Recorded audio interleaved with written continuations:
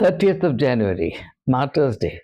On this day, we remember with gratitude the Mahatma, the apostle of India's freedom.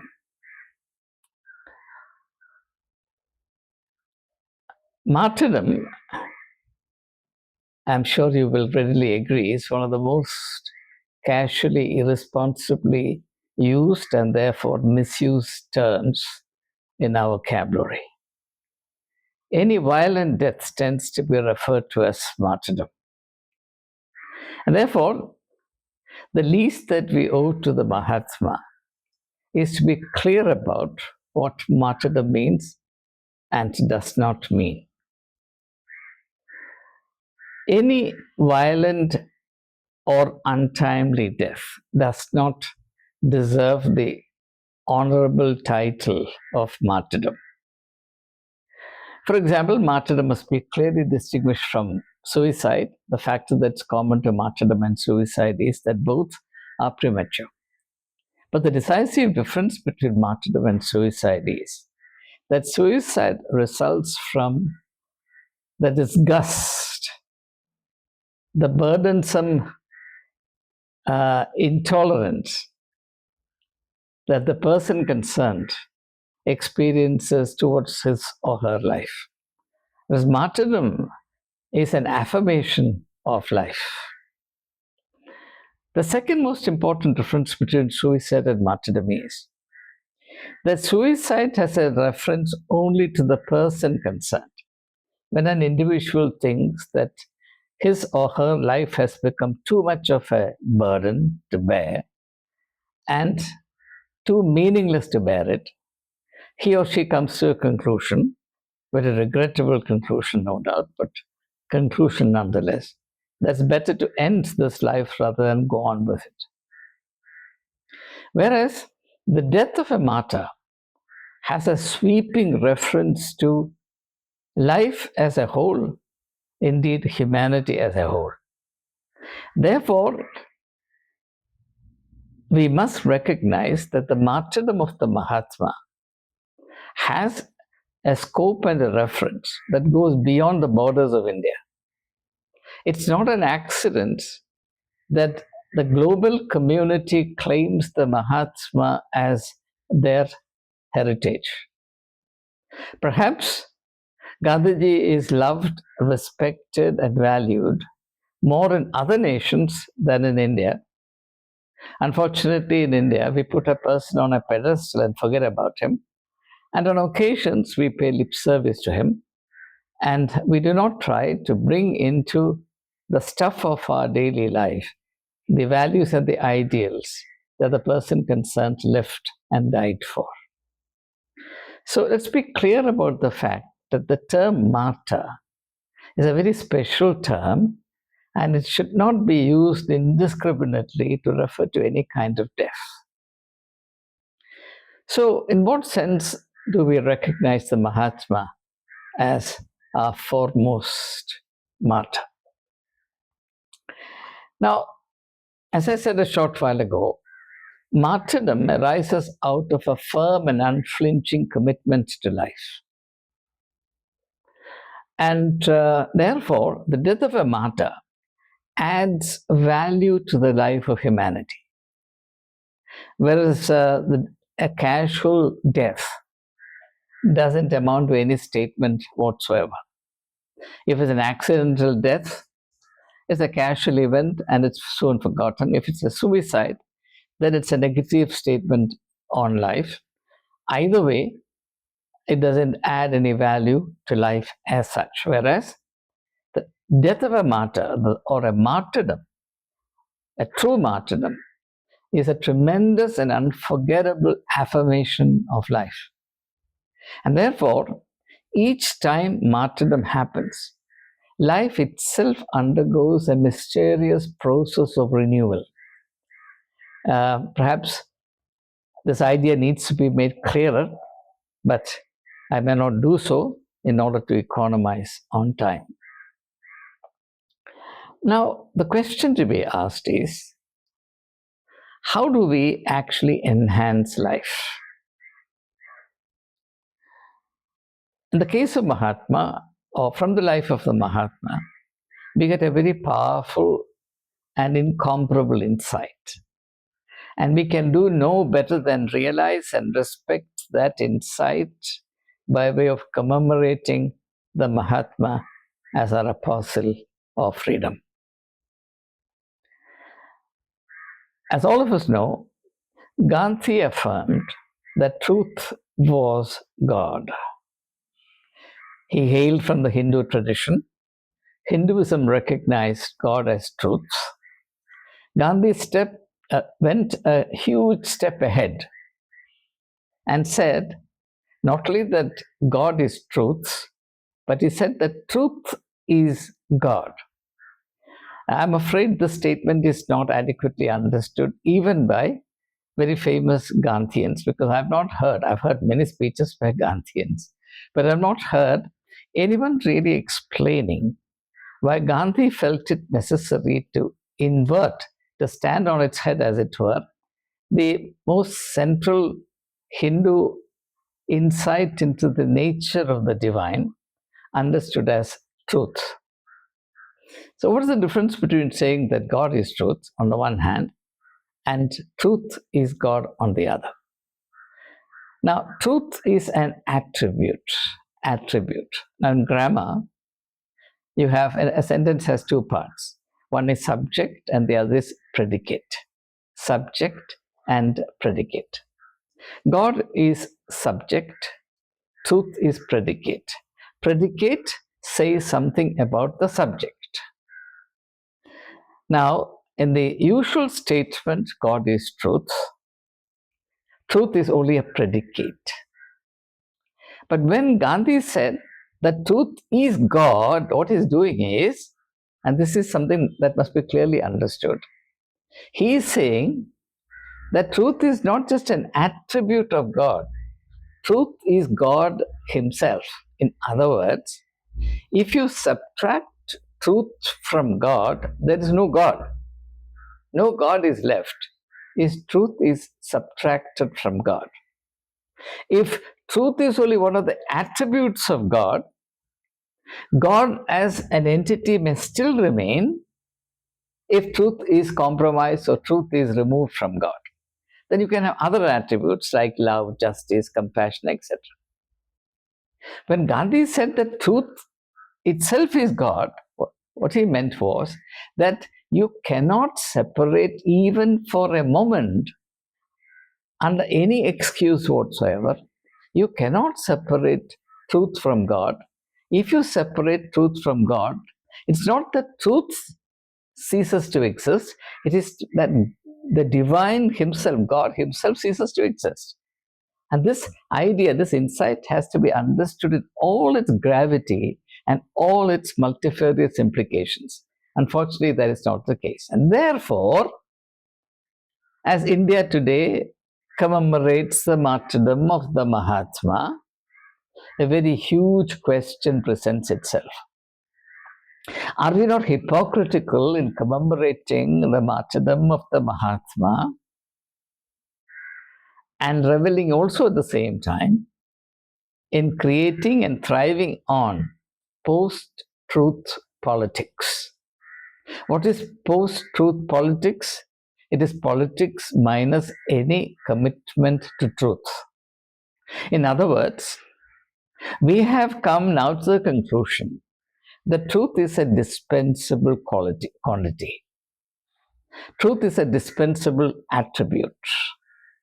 And the greatest irony in the new India that our Prime Minister, ably assisted by Amit Shah, is sponsoring is that on the one hand, the Mahatma remains the father of the nation in theory, but all that he advocated, the most crucial things that he advocated, the very essence of the spirituality that is represented, the spirituality which Gandhi unequivocally stated is the very foundation of the freedom of India. That foundation is very quietly but competently removed. And we have created politics without truth. And therefore, What we have done is, while theoretically or for name's sake retain a day on the calendar as a day for commemorating the martyrdom of the Mahatma, we have plucked the heart out of his martyrdom. Because after all, Gandhi was a martyr for truth. Now, let me explain very briefly the connection between truth and martyrdom. That has to be clearly understood.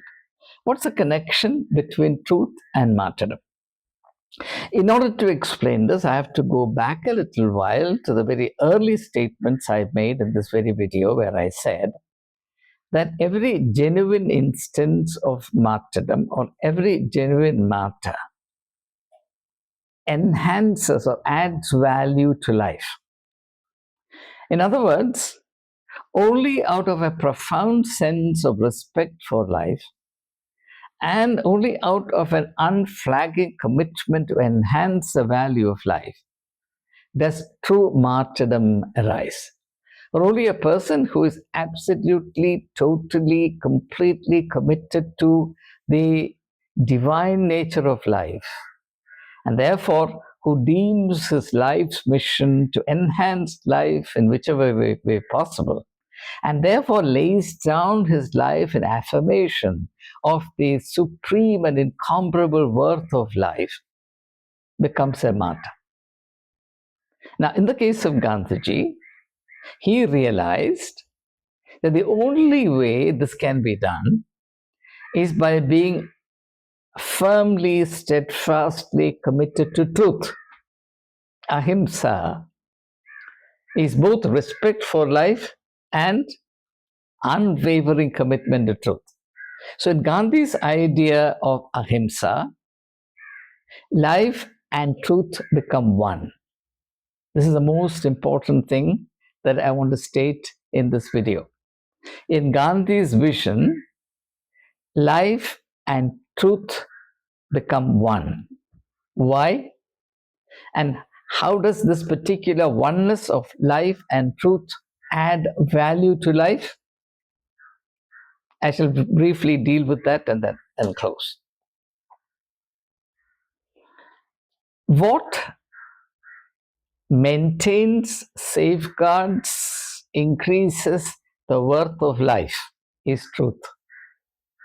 You remove truth from anything, you remove the value of it. Let's take a very simple example to understand this. Let me give a literary example. Even if you have not read that novel, it doesn't matter. One of the very famous novels written by D.H. Lawrence, the British novelist, is Sons and Lovers.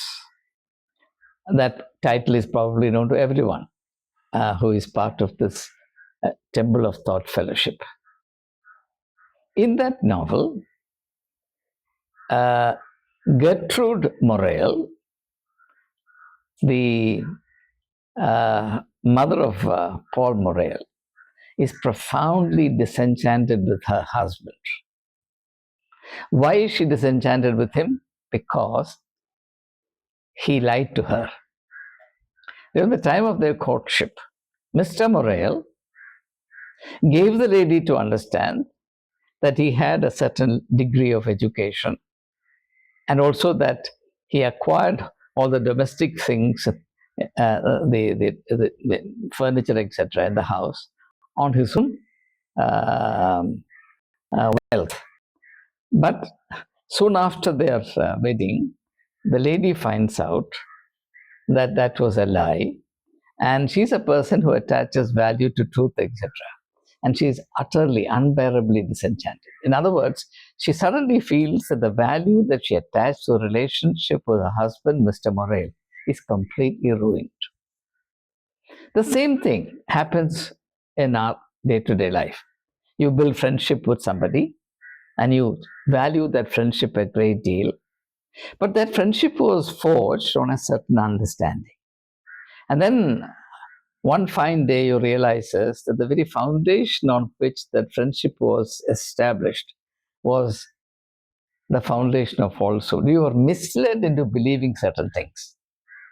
What happens? Immediately, you begin to despise that relationship. Why? The value of that relationship is completely gone. So, Gandhi realized that the foremost duty of every human being is to stay committed to life, not merely in a kind of routine, habitual, mechanical fashion, but also in a responsible, proactive, and spiritual fashion. And the spiritual attitude to life clearly implies a duty to enhance your life. You must not only come into the possession of your life, but also recognize the fact that you have a duty to continually increase or enhance the value or the worth of your life. That's a foremost spiritual duty, whereas this duty is often neglected in religion, because religion makes you misunderstand your own life and its possibilities, and religion merely subserves the interest of maintaining yourself in the status quo. Whereas spirituality is a continual inner urge to enhance your value, your worth. So Gandhi realized that only those who value life deserve or merit freedom.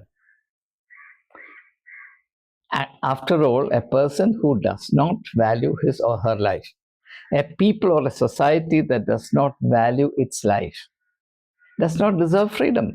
Even if freedom is given to that society or that people, they will abuse it horribly and they will annul the freedom. In fact, one of the universal principles is whatever you abuse will activate the logic for its own annulment. That is, to put it simply, you misuse something, you lose it, you ruin it. You misuse your freedom, you will lose you misuse your health, you will lose your health. It's as simple as that. So, if you want to understand the Mahatma, primary thing to understand is that his entire life is a passionate commitment to the profound and divine value of life. Out of that recognition arises a very great sense of duty. And what is that great sense of duty? The duty to continually enhance the worth of your life, both your individual life and also the life of your society, the life of your nation. It's because of this that Gandhi realized that he had a great responsibility to lead India to freedom. In an article that he published in 1937, Gandhi defined himself in words that I simply love. He said, I am an instrument in the hand of God to lead the people of India to freedom. How did that motivation arise? Out of what? It can arise only out of a profound sense of respect for life, because unfreedom or slavery is an insult to life. It slurs life. It stymies life. It fouls, devalues life. In fact, living in slavery is a contradiction of life, because freedom is of the very essence of life. And freedom must be understood primarily as the freedom to enhance the worth of one's life. Otherwise, what is the use of your freedom? For example, in drug addiction and getting addicted to these habit-forming drugs, a person uses his freedom. You can't indulge in drug addiction, or you cannot reach the very pathetic state of drug addiction without freedom. But because you have misused your freedom in the form of getting addicted to drugs, you lose your freedom and you become an addict. An addict is one who has lost his freedom completely. He becomes a slave to the drug. And in that process, he squanders, he ruins, he forfeits the ability to add any value to his life. Not only that, he ruins whatever value there was to his life or her life. This has to be clearly understood. So, the inner impulse, the inner motivation that Gandhiji experienced to become an instrument in the hand of God to lead India to freedom, arises out of a profound sense of the divine nature of life. And this also explains why Gandhiji regarded truth itself as God, because he realized, being the spiritual person that he was, he realized that truth is what adds value to life, sustains the value of life, and takes the scope of life to the highest possible heights. And this, unfortunately, is not understood in our times even by those who claim to be the followers of Gandhi.